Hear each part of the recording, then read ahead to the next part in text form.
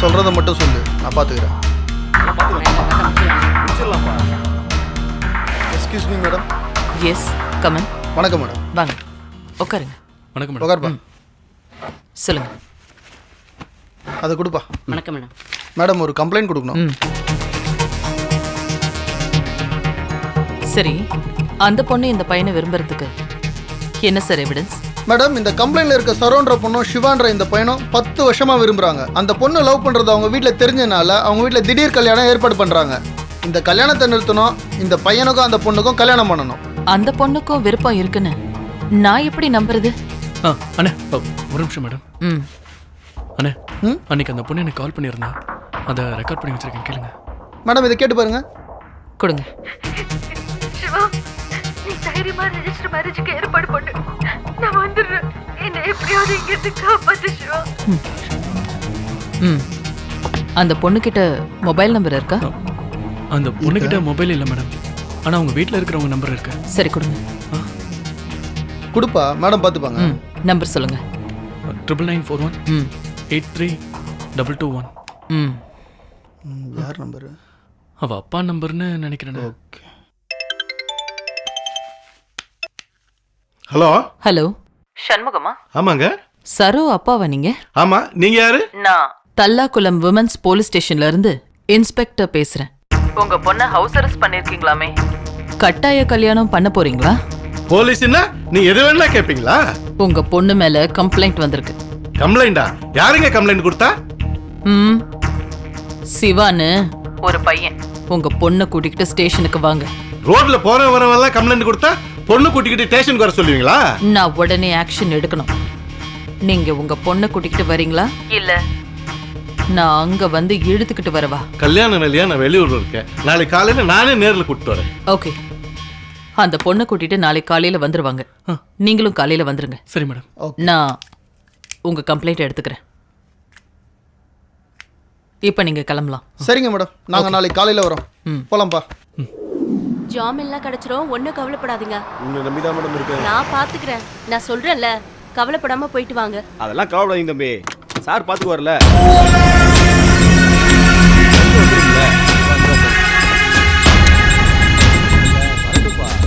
யாருண்ணே அவங்க? யாரு கேக்குற? கோபின்னு சொல்றா கோபி, ஸ்டேஷன்ல தான் இருக்கேன், அதில் பார்த்துட்டேன், நீ வா. விலையும் சொல்லியமா வராங்களே. இவனுக்கு தெரியாது, இவன் சரோட ஏரியா கவுன்சிலர்.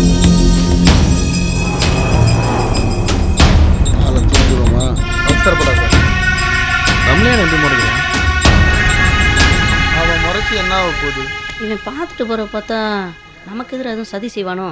இவனுக்கெல்லாம் ஒரு ஆளு. அவனால என்ன பண்ண முடியும்? சட்டப்படி நான் நடவடிக்கை எடுத்துக்கிறேன். மேடம் உள்ள வரலாமா? வாங்க சார், உட்காருங்க. உட்காருங்க சார். உட்காருக்கலாம் வரல மேடம். எங்க ஏரியா பொண்ணு மேல யாரோ கம்ப்ளைண்ட் பண்ணிருக்காங்கன்னு கேள்விப்பட்டுதான் வந்திருக்கேன். ஆமா, சிவாங்கிற பையன் கம்ப்ளைண்ட் கொடுத்துருக்கான். யார் என்னெல்லாம் பார்க்க மாட்டீங்களா? அந்த பையனும் பொண்ணும் ஒருத்தர் விரும்புறாங்க. மேடம் ஒன்னு சொல்றேன் கேளுங்க. மேடம், அந்த பொண்ணும் பையனும் லவ் பண்ணதுமோ உண்மைதான். ஆனா இப்ப இல்ல, 2 வருஷத்துக்கு முன்னாடி. இப்ப பொண்ணோட விருப்பப்படி தான் கல்யாண ஏற்பாடே பண்ணிட்டு இருக்கோம். அந்த பையனுக்கு பொண்ணு கிடைக்கலன்ற விரக்தியில தான் கம்ப்ளைண்ட் பண்ணிருக்கான். நீங்க இந்த கம்ப்ளைண்ட் எடுத்துக்க கூடாது. அந்த பொண்ணுக்கும் விருப்பம் இருக்கு. அந்த பொண்ணு அந்த பையன் கூட போக கூடாது. அதையும் மீறி நீங்க ஏதாவது பேசி அனுப்பி வைக்கலான்னு பார்த்தீங்கன்னு வச்சுக்கோங்க, அப்புறம் நாங்க யாருன்றதை காட்ட வேண்டியிருக்கோம். 144 போற லெவலுக்கு பிரச்சனையை பெருசாக்கிடுவோம். அதுக்கு மேல நீங்க எங்க மேல வருத்தப்படக்கூடாது.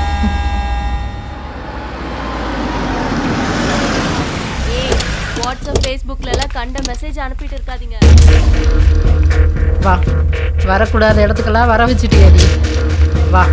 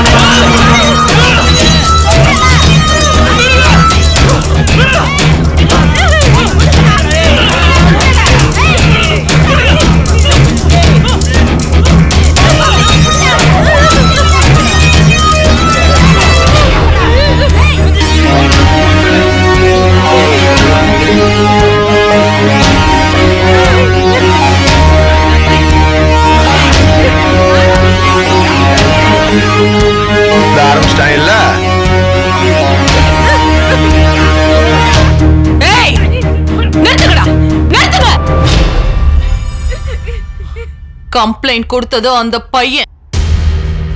கம்ப்ளைண்ட் பொண்ணு மேல இருக்கு. அந்த பொண்ணு என்ன சொல்லுதோ அதுதான் முடிவு. யாராவது இங்க சத்தம் போட்டீங்க புடிச்சு உள்ள வச்சிருவேன். தம்பி நீ உள்ளவா. மா நீ உள்ளவாமா.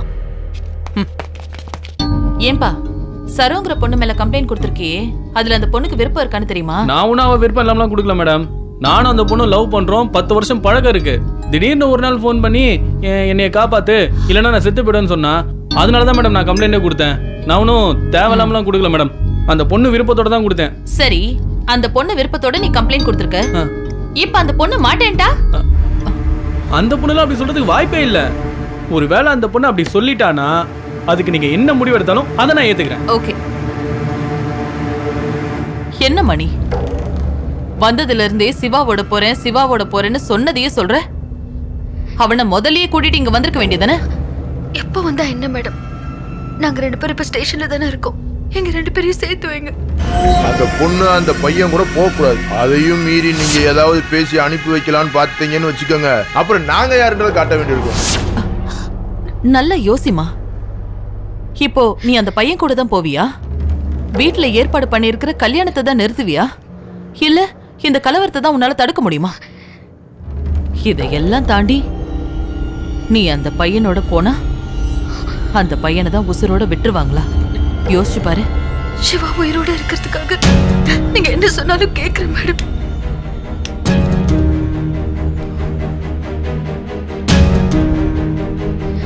இந்த பொண்ணு உன் கூட வரல, வீட்டுக்கு போறேன்னு சொல்றா. நீ இப்ப என்னப்பா சொல்ற? இங்க பார் சரோ, நீ சொல்லாம நானா எதுவும் செய்யல. நீ எடுத்திருக்க இந்த முடிவை என்னால நம்பவே முடியல. இந்த இடத்துல நீ பேசினாதான். இப்போ நீ பேசலனா இதோ நீ சொல்லாம நானா எல்லாம் பண்ண மாதிரி இருக்கும். தயவு செஞ்சு பேசு சரோ. ஏய், அங்கட பேச்சு வண்டி எடுக்கணுங்க. அந்த பொண்ணு தான் வீட்டுக்கு போறேன்னு சொல்லிச்சுல.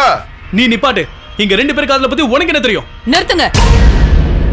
இப்போ உன்னோட முடிவுதான் என்ன?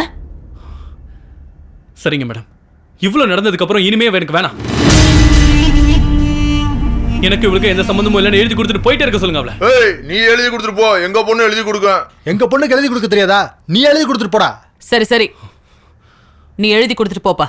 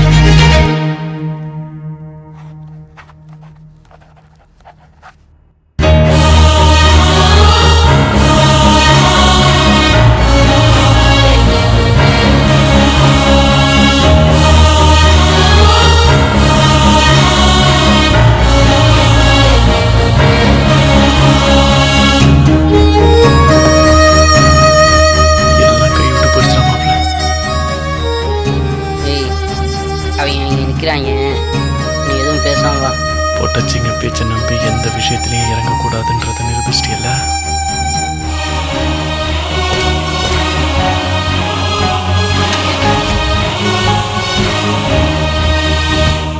சிவா, உன்னை காப்பாத்துறதுக்கு இதை தவிர எனக்கு வேற வழி தெரியல. சிவா, என்ன மன்னிச்சிடு.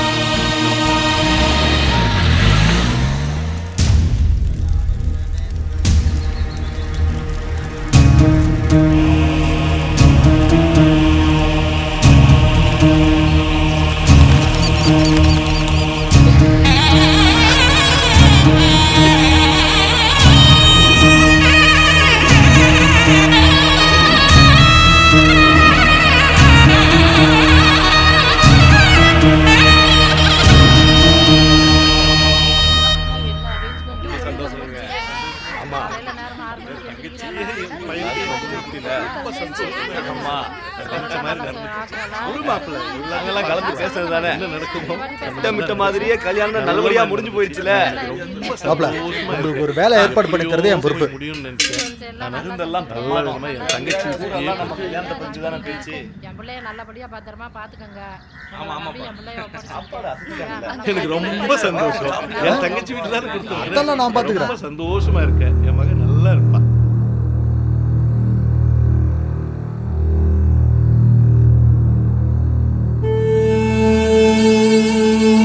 நான் விரும்பின வாழ்க்கையை என்ன வாழ விடாம பண்ணிட்டாங்களே.